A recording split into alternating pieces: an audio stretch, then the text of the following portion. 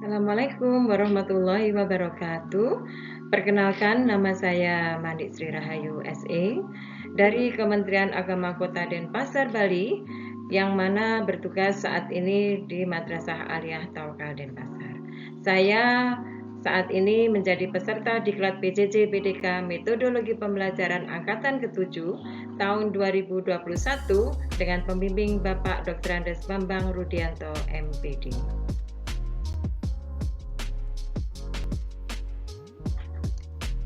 Sebelumnya saya ucapkan terima kasih kepada Kepala Balai Diklat Keagamaan Denpasar, Bapak Dr. Haji Muhammad Toha SPD MSI, Kepala Seksi Pendidikan Islam Kota Denpasar, Ibu Hajah Ninik Surani SPD MA, Kepala Madrasah Aliyah Tawakal Denpasar, Bapak R. Catu Heru Wardana SE, Pembimbing Materi PJJ Metodologi Pembelajaran Angkatan ke-7, Bapak Dr. Andes Bambang Rudianto, MPD, Ketua PJJ Metodologi Pembelajaran Angkatan ke-7, Bapak Ahmad Zaini SH, SAG, MAB, seluruh panitia Metodologi Pembelajaran Angkatan ke-7 tahun 2021, Ketua Kelas dan Wakil Ketua Kelas PJJ BDK Metodologi Pembelajaran Angkatan ke-7 tahun 2021,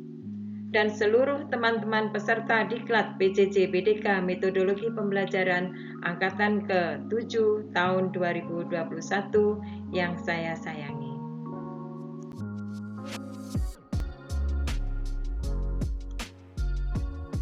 RPP Ekonomi Daring.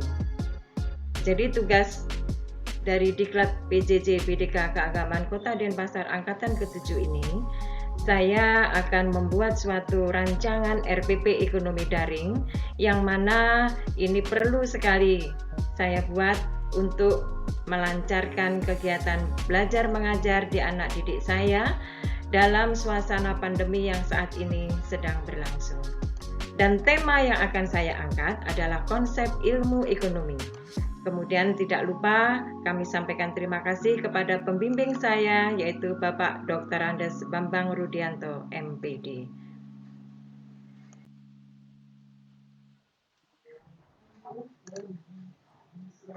Identitas rencana pelaksanaan pembelajaran RPP daring sekolah, yaitu MA Tawakal Denpasar, mata pelajaran ekonomi, kelas 10 semester ganjil, materi pokok konsep dasar ilmu ekonomi, dan alokasi waktu 4 kali 30 menit atau 2 kali pertemuan.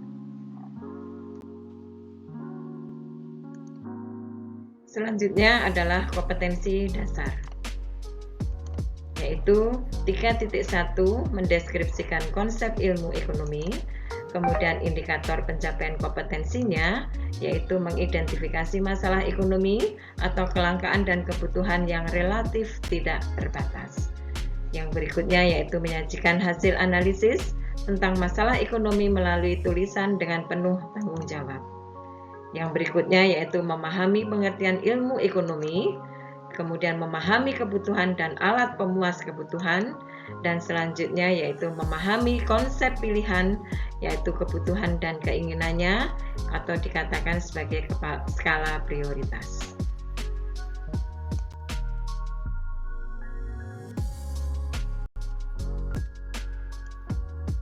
Yang berikutnya yaitu tujuan pembelajaran.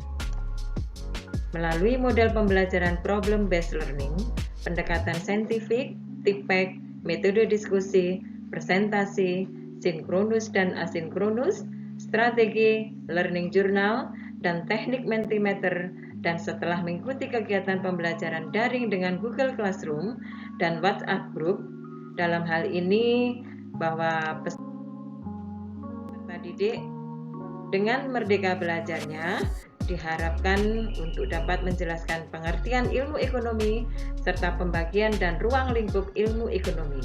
Yang berikutnya yaitu bisa menganalisis masalah kelangkaan, menguraikan jenis-jenis kebutuhan dan alat pemuas kebutuhan, menjelaskan tentang skala prioritas dan biaya peluang, menganalisis prinsip, tindakan, dan motif ekonomi, menjelaskan tentang ekonomi syariah, dan mampu menyajikan hasil analisis tentang masalah ekonomi dalam sistem ekonomi melalui media tulisan dengan penuh tanggung jawab serta kerja keras, bekerja sama dengan baik, jujur, dan disiplin.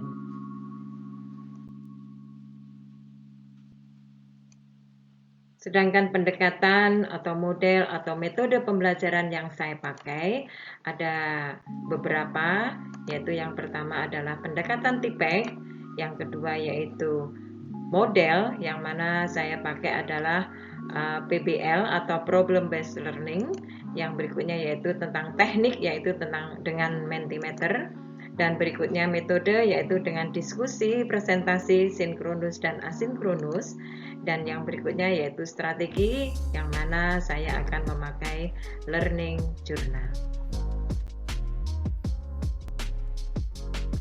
Nah, yang berikutnya adalah kegiatan pembelajaran atau yang dinamakan adalah asinkronus. Yang pertama yaitu pendahuluan, yang mana pendahuluan ini memakan waktu selama 10 menit. Yang pertama yaitu guru memberikan salam kepada peserta didik melalui Zoom meeting. Guru memberikan informasi kepada peserta didik tentang jadwal pertemuan dalam WA Group, dilengkapi dengan password mata pelajaran agar bisa masuk melalui akun Google Classroom, serta mengingatkan siswa melalui protokol kesehatan. Yang berikutnya yaitu guru dan peserta didik masuk mengisi daftar hadir melalui WA Group dan Google Classroom atau link Google Formulir.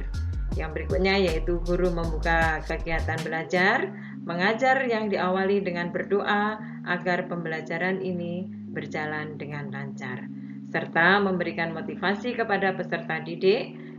Guru menyampaikan tujuan pembelajaran dan guru memberikan persepsi dan korelasi materi pembelajaran.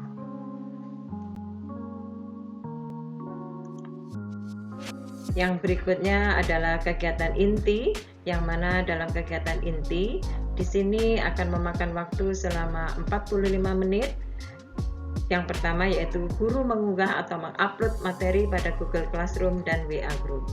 Kemudian peserta didik mengunggah atau mendownload dan mengkaji materi pembelajaran yang diunggah oleh guru tersebut. Peserta didik membuat pertanyaan tentang materi yang belum dipahami atau ingin diperdalam melalui Google Classroom dan WA Group. Kemudian guru mempersilahkan peserta didik lain untuk menanggapi. Guru memberikan tambahan penjelasan dan memberikan link referensi pengayaan. Kemudian guru memberikan latihan tugas suatu masalah ekonomi, yang dalam hal ini yang saya angkat adalah masalah kelangkaan, sebagai latihan bagi peserta didik dalam mencari solusinya. Dan disinilah yang dinamakan sebagai model problem based learning. Yang berikutnya yaitu guru memberikan latihan soal daring atau kuis dengan Google Formulir. Dan selanjutnya adalah penutup.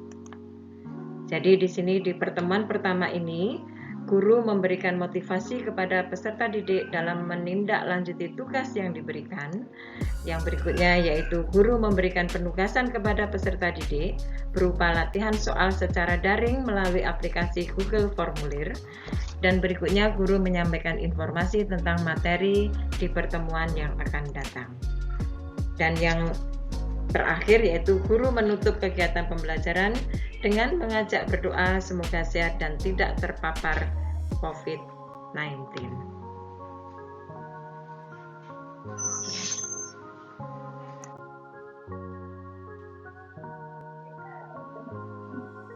Di kegiatan pembelajaran pertemuan kedua, seperti pertemuan pertama, yaitu diawali dengan pendahuluan, yang mana waktu di pertemuan kedua ini dan di sesi pendahuluan adalah 10 menit. Seperti di pertemuan pertama, yang pertama yaitu guru memberikan salam kepada peserta didik melalui Zoom meeting. Dan guru memberikan informasi kepada peserta didik tentang jadwal pertemuan dalam WA Group, dilengkapi dengan password mata pelajaran agar bisa masuk melalui Google Classroom serta mengingatkan siswa agar selalu mengikuti protokol kesehatan. Selanjutnya, guru dan peserta didik masuk mengisi daftar hadir melalui WA Group dan Google Classroom atau link Google Formulir. Kemudian guru membuka kegiatan belajar mengajar yang diawali dengan berdoa agar pelajaran ini berjalan dengan lancar, serta memberikan motivasi kepada peserta didik.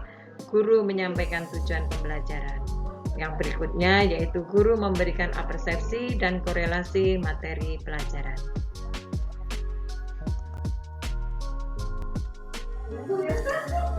Seperti di kegiatan inti di pertemuan pertama, yaitu di pertemuan kedua ini juga memakan waktu selama 40 menit. Jadi di sini guru mengecek laporan dan jawaban peserta didik, kemudian guru memberikan tanggapan atau nilai pada tugas peserta didik, guru mempersilahkan peserta didik lain untuk menanggapi, dan guru memberikan tambahan penjelasan dan memberi link referensi pengayaan. Kemudian di sesi penutup yang memakan waktu hanya 5 menit, peserta didik bersama guru menyimpulkan materi kegiatan. Kemudian guru menutup kegiatan pembelajaran dengan mengajak berdoa, semoga sehat dan tidak terpapar COVID-19.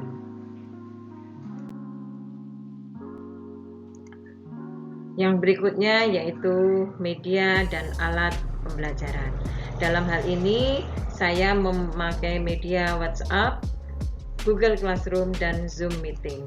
Dan alat pembelajaran yang saya pakai adalah handphone dan laptop. Yang berikutnya yaitu penilaian atau asinkronus, yang mana teknik penilaian yang pertama yaitu penilaian observasi berdasarkan pengamatan sikap sosial dan spiritual peserta didik. Yang kedua yaitu tentang pengetahuan. Jadi di sini saya akan mengadakan tes tertulis pilihan ganda dengan Google Formulir. Dan pembelajaran remedial, tes tertulis pilihan ganda dengan Google Formulir. Kemudian untuk keterampilan, saya akan mengambil penilaian portofolio, yaitu kumpulan aktivitas pembelajaran yang dilaksanakan peserta didik selama proses pembelajaran berlangsung. Kemudian yang berikutnya yaitu pengayaan, peserta didik mengisi soal BSM, OSN, dan SNMPTN yang bertema konsep dasar ilmu ekonomi. Yang berikutnya yaitu sumber pembelajaran, yang mana saya akan memakai buku ekonomi SMA yang diterbitkan oleh Irama Widya. Selain itu juga saya akan menggunakan link dari internet yang akan saya bagikan kepada siswa. Kemudian juga materi yang lainnya yang itu juga dalam bentuk link yang akan saya bagikan kepada peserta didik.